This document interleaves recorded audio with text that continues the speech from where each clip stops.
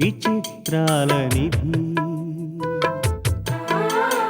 ఓ విధి విచిత్రాల నిధి వింత కథల సారథి ఆశ నిరాశల వారధి నిరంకుశ నిర్ణయాల నిర్దయవానిధి ఓ విధి విచిత్రాల నిధి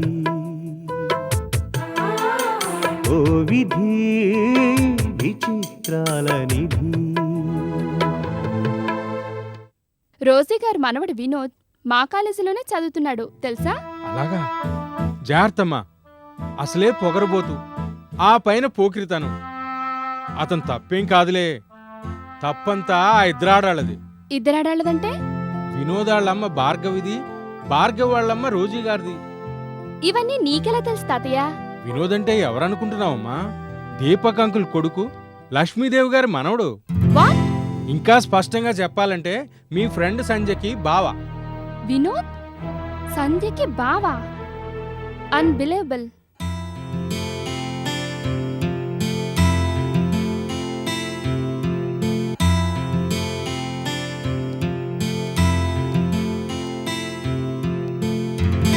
సంధ్య, హాయ్ కుసుమా, రా కూర్చో.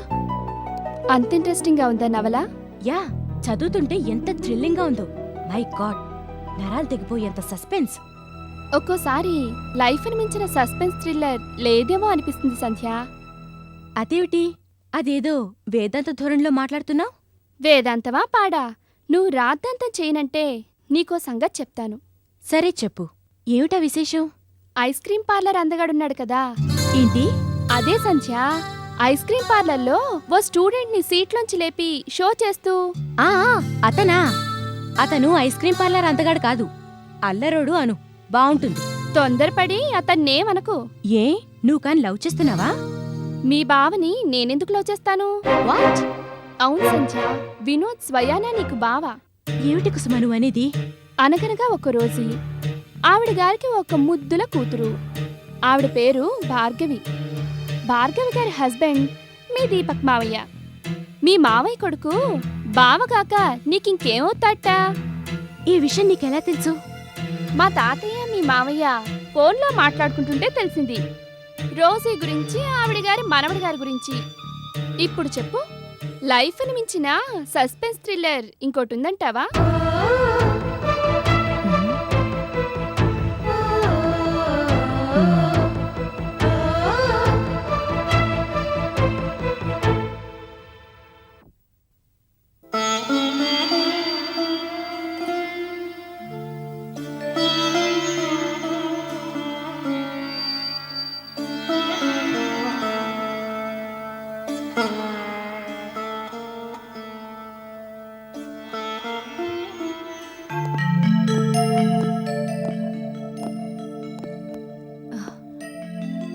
అమ్మమ్మా, యూర్ గ్రేట్.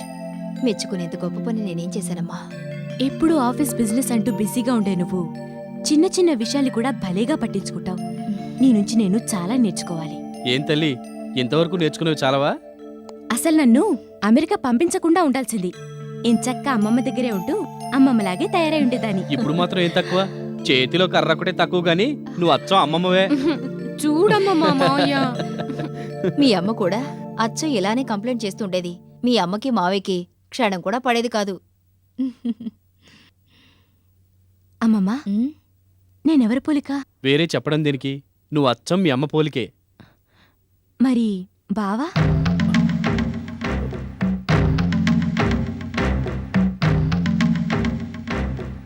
బావా?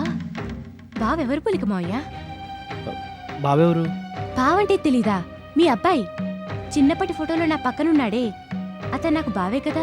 సంధ్య, ఇప్పుడు అవన్నీ ఎందుకమ్మా? నాకు బావున్నాడన్న సంగతి నువ్వు చెప్పలేదు, మావయ్య చెప్పలేదు. ఈ విషయం ఇన్నాళ్ళు నాకు చెప్పకుండా ఎందుకు దాచారు? దాచడం కదమ్మా, చెప్పడానికి. అసలు నువ్విక్కడ లేవుగా. ఊహ తెలిసే నాటికి అమెరికాలో ఉన్నావు, అక్కడే చదువుకున్నావు. ఇప్పుడే కదా వచ్చావు. లేదు, సెలవులకు ఎన్నోసార్లు వచ్చాను, అప్పుడెందుకు చెప్పలేదు? సంధ్య, అదేమన్నా గొప్ప విషయమా రాగానే చెప్పడానికి? ఎలాగూ బతికిలేరు. వాళ్ళ గురించి అడిగినప్పుడల్లా తెలివిగా టాపిక్ డైవర్ట్ చేస్తుంటారు. కనీసం బతుకున్న బంధువుల గురించైనా చెప్పొచ్చు కదా మావయ్య. మాకు నువ్వు, నీకు మేము తప్ప మనకు వేరే బంధువులంటూ ఎవరూ లేరు. అనవసరమైన విషయాల గురించి ఆలోచించకుండా మనసును చదువు మీద కాన్సన్ట్రేట్ చేయి.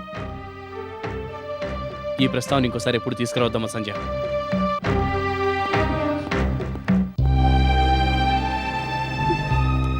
నీ మనసుని కష్టపెట్టుంటే సారీ అమ్మమ్మ.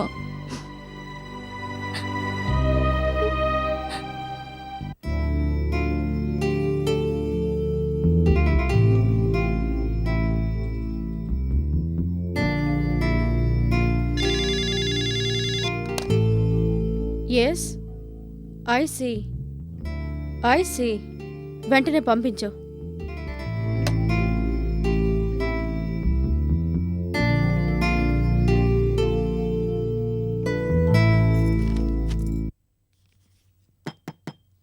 Come in mister Giri. Good morning madam. Morning. మీ ముందు నిలబడ్డానికి కూడా అర్హత లేనివాణ్ణి. కూర్చొని మాట్లాడటం అంటే సాహసమే. పర్వాలేదు, కూర్చోండి. Thank you. ముంబైలో మీరు చాలా సాహసాలు చేశారని మీ రీజనల్ మేనేజర్ చెప్పారు. మీరు చేసిన వాటి ముందు అవంతలేండి. మహావృక్షం పక్కన గడ్డిపోచలు. అభిమానం కొద్దీ ఆయన ఏదో అలా చెప్పుంటారు. ఏదో చెప్పుంటే మిమ్మల్ని ఇక్కడికి పిలిపించను మిస్టర్ గిరి. మీ అంత గొప్ప స్థాయిలో లేకపోయినా దాదాపుగా నాది మీలాంటి ఆలోచన మేడం. ఎవరు ఎంత పిలిచినా నాకిష్టం లేకపోతే అడుగు కూడా కదపను, కదలను. మనసు వద్దనే కొద్దీ అడుగు ముందుకేస్తే అది తప్పటడుగవుతుంది. మనస్ఫూర్తిగా వేసే అడుగు ముందడుగవుతుంది. మీరిక్కడికి రావడం తప్పటడుగా ముందడుగా? అడుగు కాదు మేడం, ఇది పరుగు. మీ దగ్గర నుంచి పిలుపు వచ్చింది అని తెలియగానే ఉరుకుల పరుగుల మీద ఇక్కడికొచ్చాను. ఎందుకంటే రోజీ గ్రూప్ ఆఫ్ కంపెనీస్లో పనిచేయటం కన్నా, అందులో మీ ఆధ్వర్యంలో పనిచేయటం కన్నా నాలాంటి వాడికి వేరే అదృష్టం ఏముంటుందండి? దీన్ని పొగడ్తనుకోవాలా? లేదు మేడం, నిజం. ఇప్పటికి నేను 5 కంపెనీల్లో పనిచేశాను. పనిచేసిన ప్రతి చోట మీ గురించి విన్నాను. విన్న ప్రతిసారి మీ గురించి గొప్పగా చెప్పుకోవటమే విన్నాను. ఇప్పుడు మీకు ఉద్యోగం ఇవ్వనన్నాను అనుకోండి, తిట్టుకుంటూ వెళ్తారు, అవునా? లేదు. మరి మీ కారణంగానైనా మా ఊరికి నేను మరోసారి వచ్చానని సంబరపడతాను. మీ వాళ్ళు ఇక్కడే ఉంటారా? నా అని చెప్పుకోవటానికి నేను తప్ప ఇంకెవరూ లేరు మేడం.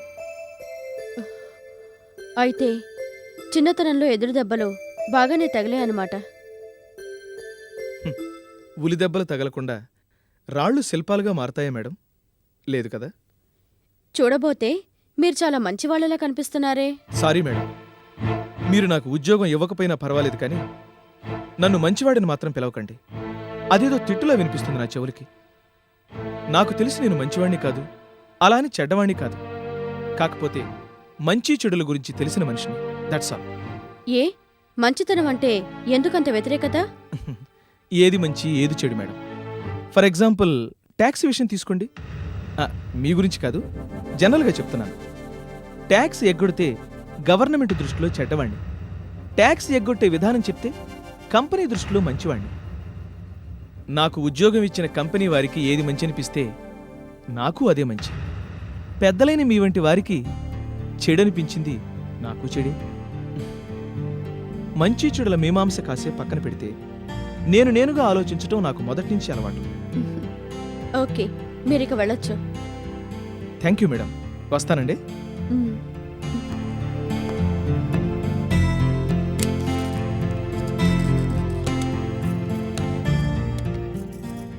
మిస్టర్ గిరిని మన స్టాఫ్ మెంబర్గా అపాయింట్ చేస్తున్నాను. అపాయింట్మెంట్ లెటర్ టైప్ చేసి తీసుకురా.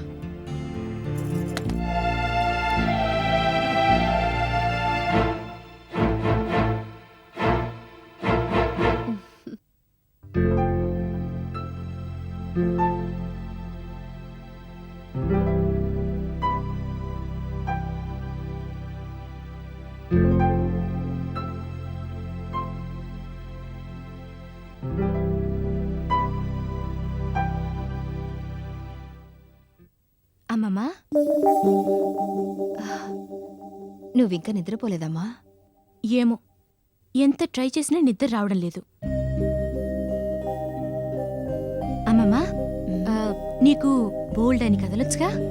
అవేం కదలేమ్మా, పిచ్చి కథలు. చిన్నపిల్లలంటే కళ్ళు ఇంతంత చేసుకొని ఆశ్చర్యంగా వింటారు. నీలాంటి వాళ్ళకి అవి నచ్చవు. అమ్మ కథలంటే చాలా ఇష్టమని చెప్పావుగా ఒకసారి.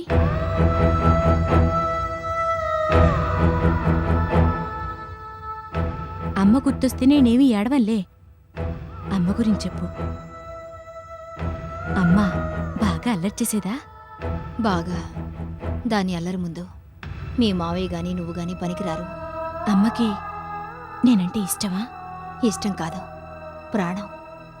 ఎంత ప్రాణం అంటే గంటకోసారి నాకు ఫోన్ చేసి నీ మనవరాలు అల్లరి చేస్తుంది, రాన్రాని ఇదొట్టి గయ్యాళ గంపలా తయారవుతుంది, నువ్వు తీసుకెళ్ళు అనేది.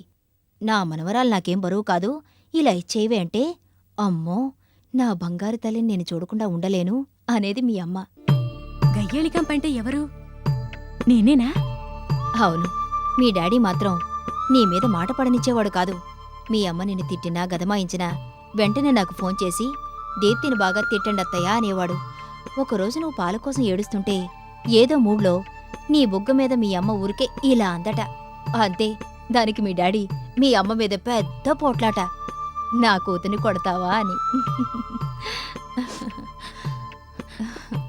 అమ్మ అమ్మ భావం చూసిందా? చెప్పమ్మమ్మా. మీ అత్తయ్యకు పురుడు పోసింది, మీ బావను భూమి మీదకి తెచ్చింది మీ అమ్మేనమ్మా. నిజమా? హ్మ్. అంటే అత్తయ్య వాళ్ళు అమ్మ వాళ్ళు మొదట్లో ఫ్రెండ్లీగా ఉండేవాళ్ళా? లేదమ్మా, ఈ రెండు కుటుంబాల మధ్య ఎప్పుడూ పాము ముంగీస వైరమే. వాళ్ళు మనము విడివిడిగా ఉండడానికి, ఆ ఇంటికి ఈ ఇంటికి రాకపోక లేకపోవడానికి కారణం ఏమిటి? దాని గురించి చెప్పాలంటే మాటలు చాలవు, ఈ రాత్రి సరిపోదు. నువ్వు చెప్తాను అంటే రాత్రంతా మేలుకునైనా వింటాను. అవన్నీ ఇప్పుడు గుర్తు చేసుకొని అనవసరంగా లేనిపోని అశాంతిని కొని తెచ్చుకోవడం దేనికమ్మా? జరిగింది తెలిసిన దానివి నువ్వు, జరిగింది జరిగినట్టు చెప్పగల దానివి నువ్వు, జరగబోయే వాటిని కొంతమేరకైనా శాసించగలిగిన దానివి నువ్వు. ఈ విషయాల గురించి నేను అడగగలిగిన ఏకైక వ్యక్తివి నువ్వే అమ్మమ్మా. చెప్పమ్మమ్మా, గతంలో జరిగిందేమిటో నాకు తెలియవలసిన అవసరం లేదా? నేనేమిటో, నా మూలాలేమిటో తెలుసుకోవాల్సిన అవసరం నాకు లేదా? చెప్పవు ప్లీజ్.